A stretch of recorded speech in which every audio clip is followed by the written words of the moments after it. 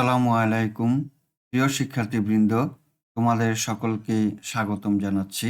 এখন আছি তোমাদের গণিত বইয়ের 89 পৃষ্ঠায়। এই পৃষ্ঠায় দেওয়া আছে নিজে করি। এখন 1 নম্বর থেকে এই অঙ্কগুলো আমরা সমাধান করব। বন্ধুরা, তোমরা যারা আমার চ্যানেলটি সাবস্ক্রাইব করেছো তোমাদেরকে অনেক ধন্যবাদ। আর যে সকল বন্ধুরা এখনো সাবস্ক্রাইব করনি তারা সাবস্ক্রাইব করে আমার চ্যানেলের সাথে থেকো। চলো অঙ্কগুলো সমাধান করি। 1 নম্বরে সঠিক উত্তরের পাশে টিক চিহ্ন দেই। 1-এর 1 নিচের কোন তিনটি ভগ্নাংশ 0.25 এর সমান? আমরা 0.25কে আগে একটি ভগ্নাংশ তৈরি করি। এখন 0.25 থেকে এই দশমিক উঠিয়ে দিব। দশমিক উঠাতে হলে দশমিকের জন্য এই 1 বসবে হর হিসাবে। দশমিকের পরে দুইটি সংখ্যা, তাহলে দুইটি শূন্য বসবে। এবার লব হবে 25। 25 দিয়ে 100কে ভাগ যায় 4 বার, সমান ভগ্নাংশটি হলো 4/1। আমরা 0.25কে সাধারণ ভগ্নাংশে প্রকাশ করলাম, তা হলো 4/1। এখানে যে 4টি উত্তর দেওয়া আছে, এই 4টি উত্তরের মধ্যে যে উত্তরটির 3টি সংখ্যাই সমান হবে সেটি হবে সঠিক উত্তর। 3 দিয়ে 12কে ভাগ করলে হয় 4, তাহলে হয় 4/1। 5 দিয়ে 10কে ভাগ করলে হয় 5 দুগুণে 10, 2/1। 6 দিয়ে 12কে ভাগ করলে হয় 2, 2/1। এই 3টি ভগ্নাংশ সমান নয়। ক নম্বরে দেখো, 4 দিয়ে 8কে ভাগ করলে হয় 2, তাহলে 2/1। 2 দিয়ে 8কে ভাগ করলে হয় 4, 4/1। ক নম্বরেও 3টি ভগ্নাংশ সমান নয়। ঘতে দেখো 6/5, এটাকে ভাঙান যায় না। 4 4 16, 4/1। 5 দুগুণে 10, 2/1। ঘ নম্বর ভগ্নাংশগুলো সমান নয়। খ নম্বর দেখো, প্রথম ভগ্নাংশ হলো 4/1। দ্বিতীয় ভগ্নাংশ 2 দিয়ে 8কে ভাগ করি, 4 দুগুণে 8, তাহলে হলো 4/1। তৃতীয় ভগ্নাংশ 3 দিয়ে 12কে ভাগ করি 4, তাহলে 4/1। খ নম্বরের 3টি ভগ্নাংশই সমান, অর্থাৎ এটাও 4/1, এটাও 4/1, এটাও 4/1। তাহলে সঠিক উত্তরটি হলো খ। 2 নম্বর প্রশ্ন, নিশি একটি সাদা কাগজের 0.35 অংশ লাল রং করলো, কাগজের কত অংশ সাদা রইল? মনে করি সম্পূর্ণ কাগজটি হলো 1 অংশ।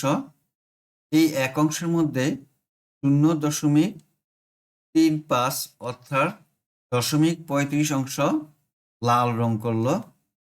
1 থেকে 0.35 বিয়োগ দিই, বিয়োগফল হবে 0.65। তাহলে সাদা অংশ হলো 0.65। সঠিক উত্তর হবে গ। 3 নম্বর প্রশ্ন, 87 গুণন 0.001 সমান কত? আমরা গুণ করি। প্রথমেই 87 লিখলাম, দশমিকের পরে 3টি সংখ্যা।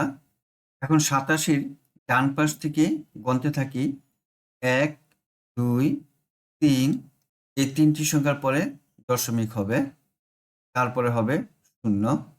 সঠিক উত্তরটি হবে ঘ, 0.087। এখন 1-এর 4 57.7কে 10 দিয়ে ভাগ দেব। আমরা ভাগ অঙ্কটি এখানে করি। 57.7 ভাগ 10 সমান 57.7।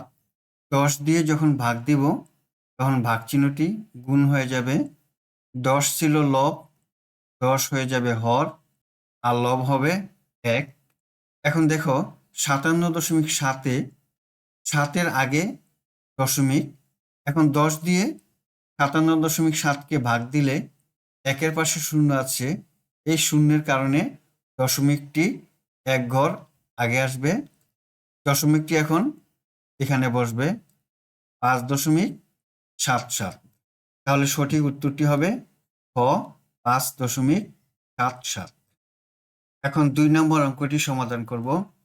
নিচের সংখ্যাগুলোকে সংখ্যা রেখায় প্রকাশ করো। এখানে 4টি সংখ্যা দেওয়া আছে। এই সংখ্যাগুলোকে নিচের সংখ্যা রেখায় প্রকাশ করব। অর্থাৎ এই 4টি সংখ্যা নিচের সংখ্যা রেখায় কোথায় বসবে তা আমরা চিহ্নিত করব। 0.88 থেকে 0.89 পর্যন্ত 10টি ঘর দেওয়া আছে। 0.89 থেকে 0.90 পর্যন্ত 10টি ঘর দেওয়া আছে এবং 0.90 থেকে 0.91 পর্যন্ত 10টি ঘর দেওয়া আছে। আর 0.91 থেকে এখানে 3টি ঘর দেওয়া আছে। এখন 0.88 পাশে একটি শূন্য বসাবো, তাহলে হবে 0.880। 0.89 পাশে শূন্য বসালে হবে 0.890। 0.90 পাশে শূন্য বসালে হবে 0.900। 0.91 পাশে শূন্য বসালে হবে 0.910। 0.880 পরে এই ঘরটি হবে 0.881, এটা 882, 883, 884, 885, এটা হবে 0.885। 890 পরে দেখো এটা হবে 891, 92, 93, 94, 95, 0.895। 0.900 পরে হবে 901, 902, 903, 904 এবং 905, 0.905।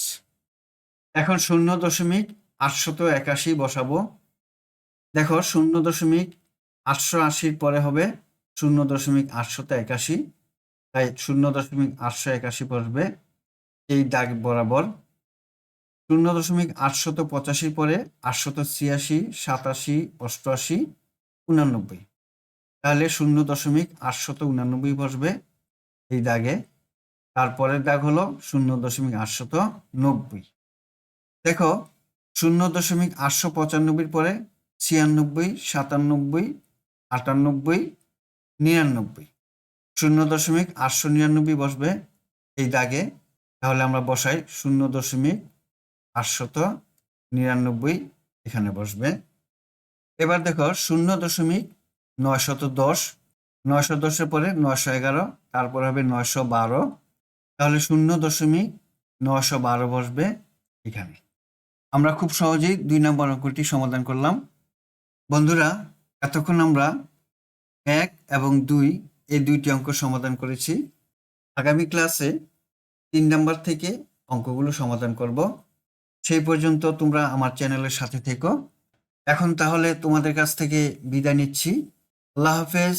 আসসালামু আলাইকুম ওয়া রাহমাতুল্লাহ।